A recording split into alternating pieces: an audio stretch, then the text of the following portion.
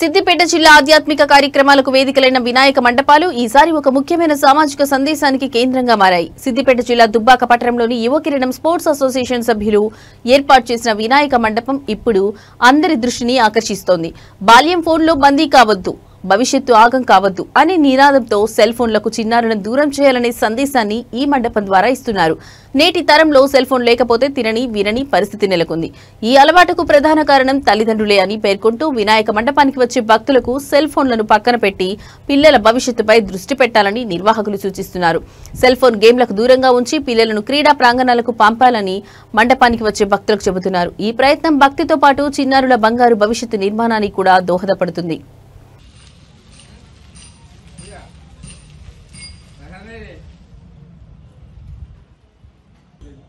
ఏడున్నారా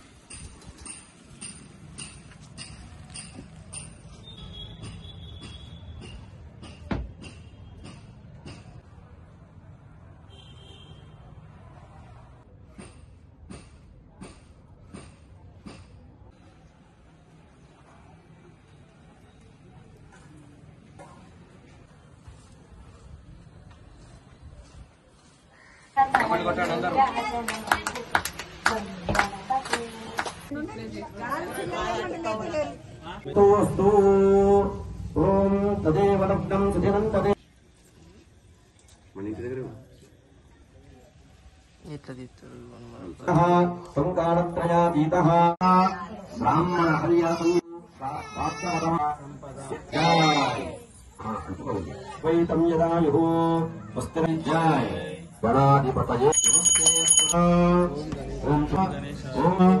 ఓం సూక్ష్మ నీదు పూజయ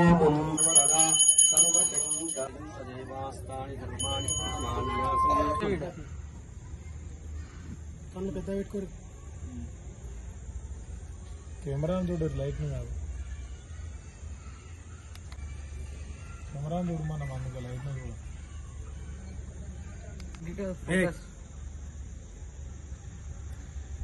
రైట్. ప్రజలను చైతన్యవంతం చేసే దిశగా యువకిరణం స్పోర్ట్స్ క్లబ్ కృషి చేస్తుండడంలో మాకు చాలా నమ్మకం ఉంది. ఎందుకంటే మేము వినాయక నవరాత్రి ఉత్సవాలను గత 40 సంవత్సరాలుగా నిర్వహిస్తున్నాం. అందులో ఈ సంవత్సరం మేము ఒక కొత్త పంతాను ఎంచుకున్నాం. అది మొబైల్ ఫోన్ వాడకం.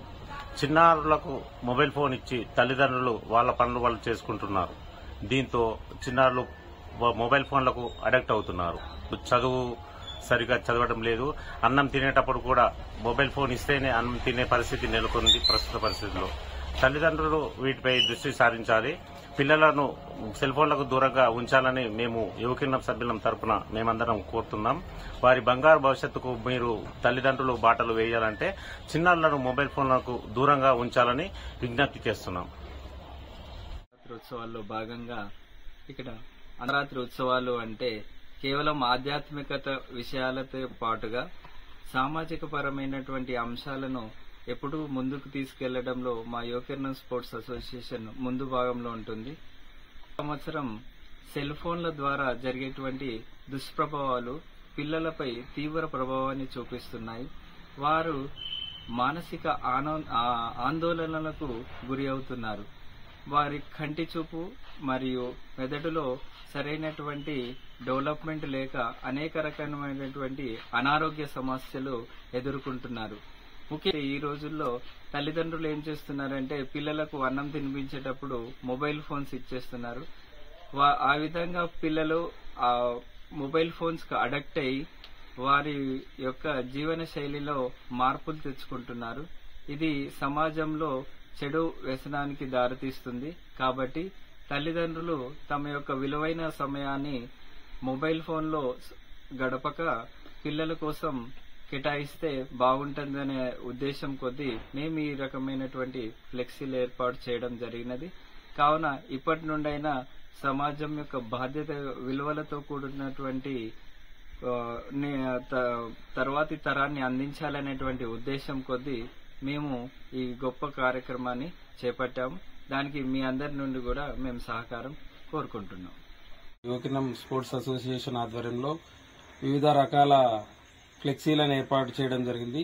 అందుకు గాని ఈ సంవత్సరం వినూత్నంగా ఆలోచించి మరొకసారి పిల్లలు సెల్ ఫోన్ వాడడం వల్ల జరిగే అనర్థాలు, వాళ్ళ శారీరక ఆరోగ్య సమస్యల గురించి, వాటి అవగాహన గురించి తల్లిదండ్రులకు కూడా పిల్లలపై సెల్ ఫోన్ ప్రభావం ఎంత ఉంటుందనేది తెలవడానికి మేము ఈసారి ఫ్లెక్సీ ఏర్పాటు చేయడం జరిగింది. ఎదుగుదల లోపిస్తుంది మరియు మానసిక ఆరోగ్యం కూడా లోపిస్తుంది.